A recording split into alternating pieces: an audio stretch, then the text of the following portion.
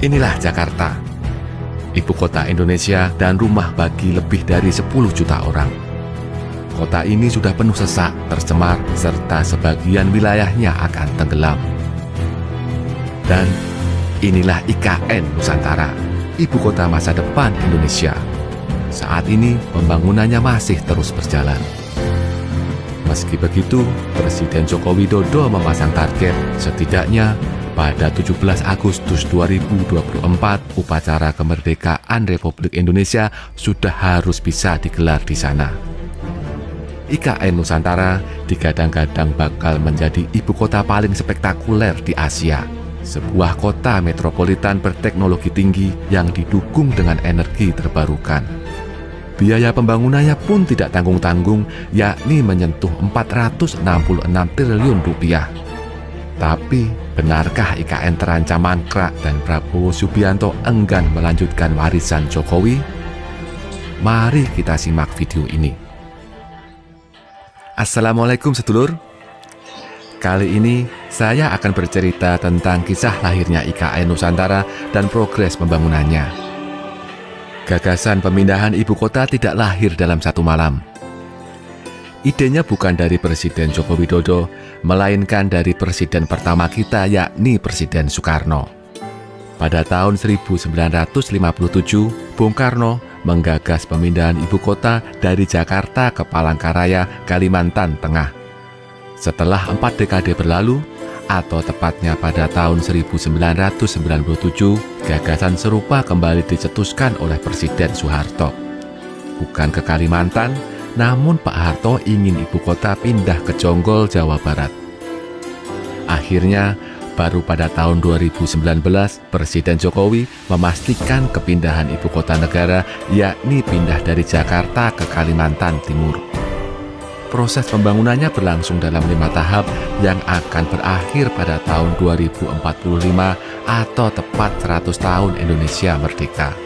Nanti, ketika pembangunan selesai, IKN Nusantara akan menjadi sebuah kota yang spektakuler dan masuk dalam 10 kota impian di planet bumi.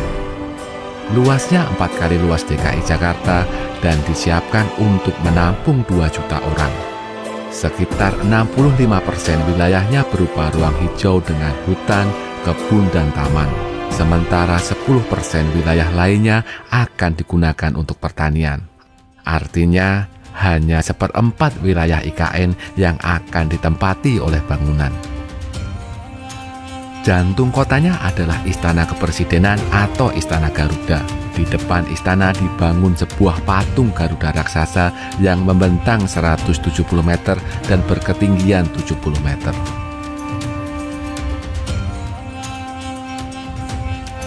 Di sana juga akan dibangun sistem transportasi umum berbasis kecerdasan buatan.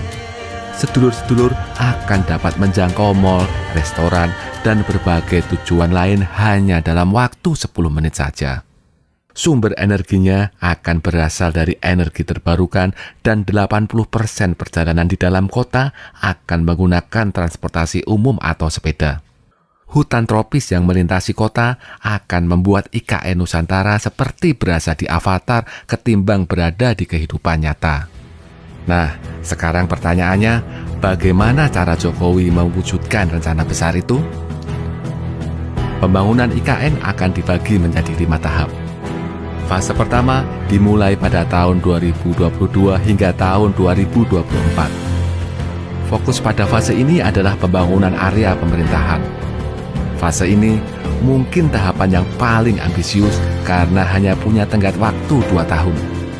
Pasalnya, Presiden Jokowi yang akan lengser pada Oktober nanti ingin menjadikan IKN sebagai warisannya. Dia bahkan memutuskan upacara peringatan ulang tahun kemerdekaan 17 Agustus 2024 harus sudah bisa digelar di IKN Nusantara sekaligus sebagai upacara peresmiannya. Fase kedua akan berlangsung dari tahun 2025 hingga tahun 2029. Fokusnya adalah pengembangan industri, lembaga pendidikan, pangan, dan retail. Pada akhir tahun 2029, pemerintah akan merelokasi 1,2 juta orang ke IKN Nusantara. Ini juga agak sulit dibayangkan jika sedulur-sedulur melihat lokasi bangunan yang berdiri di sana saat ini. Apakah mungkin menyediakan tempat tinggal untuk 1,2 juta orang hanya dalam tempo 5 tahun? Ya, kita berdoa saja semoga bisa ya lur. Untuk fase ketiga, keempat, dan kelima akan berlangsung dari tahun 2030 hingga tahun 2045. Ini bertepatan dengan ulang tahun kemerdekaan Indonesia yang ke-100. Pada fase ini, IKN akan menjadi sebuah kota yang paripurna dan kota terbaik di dunia. Luar biasa, sepertinya keren banget ya lur. Namun, sedulur-sedulur harus ingat, semua itu hanya akan terwujud jika semuanya berjalan sesuai rencana. Sementara itu, kenyataan di lapangan justru mengisyaratkan hal tak mengenakan. Dalam 2 tahun ini, pembangunan berjalan lebih lambat dari rencana karena cuaca buruk dan masalah rantai pasokan. Hal tak mengenakan lain adalah faktor pendanaan. Dari 466 triliun rupiah kebutuhan dana, sekitar 20% dianggarkan dari APBN, sedangkan 80% sisanya dari investor. Tapi hingga detik ini, belum ada investasi dari luar yang masuk. Semua pembangunan di IKN masih memakai dana dari APBN. Bahkan berdasarkan berita terbaru, dana dari APBN tinggal menyisakan 17 triliun rupiah saja. Sedangkan pembangunan baru memasuki tahap 1. Sebenarnya, pemerintahan Jokowi sudah mati-matian merayu investor. Bahkan Presiden Jokowi sampai menawarkan keringanan pajak dan hak atas tanah kepada calon investor. Namun, tetap saja hasilnya nihil alias zonk.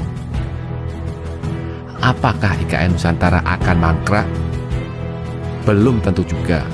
Tapi nasibnya ada di tangan presiden baru nanti, yakni Prabowo Subianto. Kesediaannya dalam mengalokasikan dana APBN di era pemerintahannya akan menentukan mati hidupnya IKN Nusantara. Semoga saja ada keajaiban kecil setelah peresmian pada Agustus nanti. Para investor yang dulu enggan jadi berubah pikiran dan mau berinvestasi di IKN. Jika ini kesampaian, maka Prabowo tidak perlu lagi mengorbankan dana APBN untuk pembangunan IKN Nusantara. Amin amin ya robbal alamin, semoga Gusti Allah memberkahi. Terima kasih sudah menonton. Wassalamualaikum warahmatullahi wabarakatuh.